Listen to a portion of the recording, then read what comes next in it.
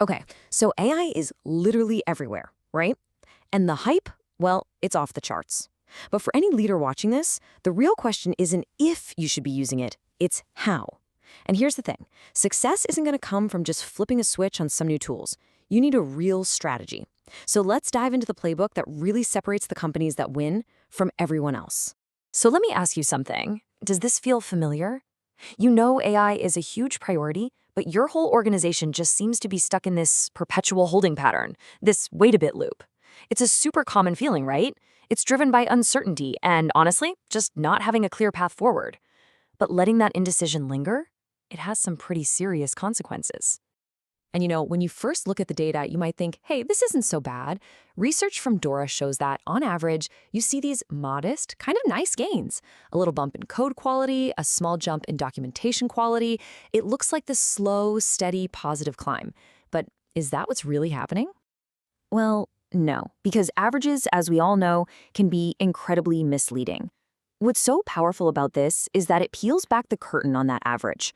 When you look at it company by company, the picture is just chaos. For every single organization that sees a massive 20-point jump, there's another one seeing a catastrophic 20-point drop. This shows so clearly that without a strategy, just adopting AI is a complete coin toss. It can make things much, much worse. Okay, so how do we avoid that dangerous coin toss with our company's suture? That's exactly what we're going to break down. First, we'll dig into what we're calling the AI results lottery. Then we're going to completely reframe the problem, because here's a spoiler, it's not about the tech. After that, we'll walk through a real concrete playbook for leaders, see how you can apply it to your biggest bottlenecks, and we'll wrap up with a clear implementation roadmap. All right, first up, the AI results lottery. Honestly, it's the perfect way to describe what happens when you just turn on AI tools without a real plan. Your outcomes become completely unpredictable. It often leads to confusion, fear, and in the worst case scenarios, your quality actually goes down. And that unpredictability, it leads us to the single most important shift in mindset you can possibly make. The reason for this lottery, this chaos, it isn't a problem with the AI tools themselves. The friction isn't technical, it is 100% structural. It's about how we organize ourselves around the technology. And this quote right here, it just nails it. We have this habit, right? We see a new piece of tech, and we think of it as just another tool to throw in the toolbox. But that is a fundamental misunderstanding of what we're dealing with here. AI is not just another hammer. Instead, you have to think of it as a complete system. It's a whole collection of interconnected capabilities. You've got your data, your models, your ethics, your strategy, and they all depend on each other. It's like a Jenga tower. If your data foundation is shaky, the whole thing is coming down. If you ignore governance, your system is at risk. The companies that are winning aren't asking, where can we use AI? They're asking, how do we build an entirely new operating model that's enabled by AI? This whole structural mess creates something called a sovereignty gap. And that's basically the space between having the cool tech tools and having the actual organizational authority and processes to use them well. The companies pulling way ahead aren't just buying more powerful computers. They are re-architecting their entire environment for speed. They're fixing the slow bureaucratic stuff that kills progress before you even turn the tech on. And so much of this boils down to one single massive question. In your organization today, who actually owns the decision layer? The part that actually connects the data and the AI to a real business action. In most companies, that responsibility is scattered across a dozen different teams. And that's exactly where all the value leaks out. Okay, so we've spent a lot of time on the why things go wrong. It's structural, it's systemic. So how do we fix it? Let's get to the solution. Here is a clear 3-pillar playbook for getting this right. So pillar number 1, and you might be surprised, has absolutely nothing to do with code or algorithms. It's all about people. We know from Google's Project Aristotle that psychological safety is the #1 predictor of a high-performing team. In the age of AI, that is non-negotiable. Your people have to feel safe enough to experiment, to push back on what an AI suggests, and frankly, to not be terrified for their jobs. That's why you have to frame AI as a tool for augmentation. It's an assistant, not a replacement. And you've got to be transparent about tracking its impact. This is about getting better, not about surveillance. Next up, pillar 2, measurement.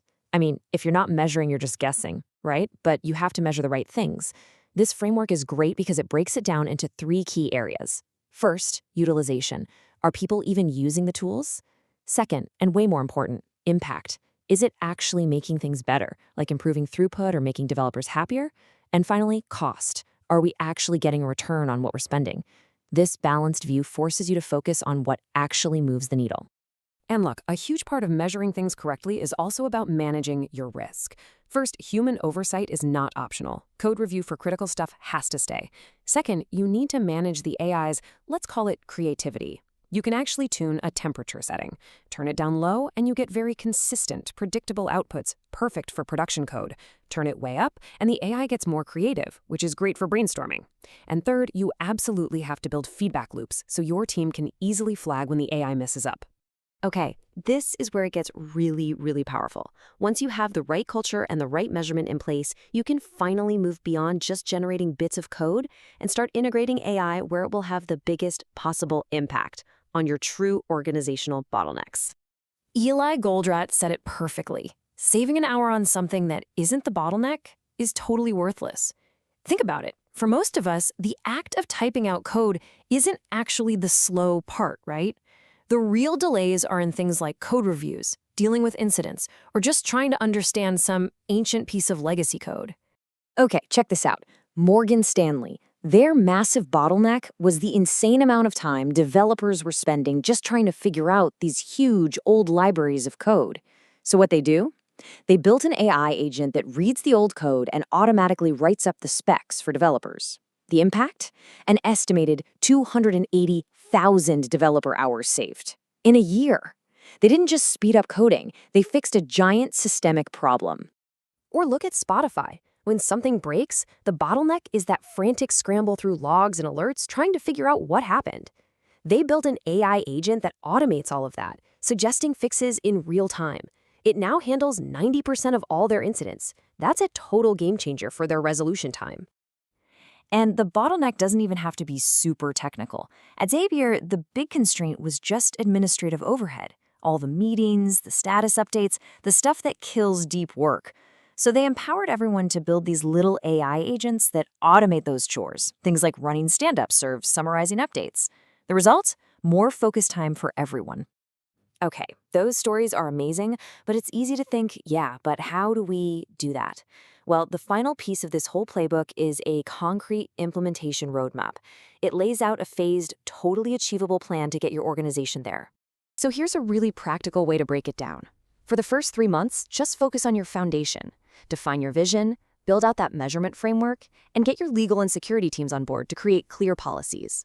Then, for the next 6 months, you move into enablement. Roll out the tools, train your people, and launch a few high-value pilot projects that attack real bottlenecks. From month 10 on, it's all about scaling what works and constantly iterating based on what you're learning. So, at the end of the day, what does this all mean for you as a leader? Well, your job is not to just go out and buy a tool. Your real mandate is to become a champion for this whole new way of working. You have to educate your teams, measure what actually matters, integrate AI where it solves real problems, communicate transparently to build trust, and never, ever stop iterating. That is how you build an environment where AI becomes a genuine force multiplier. And that really brings us full circle, back to that one fundamental question. As you think about your own AI strategy, really ask yourself this. Is your organization structured around historical job titles in old silos, or is it structured around the flow of decisions that actually create value? Because in the age of AI, the answer to that question, well, it's going to determine everything.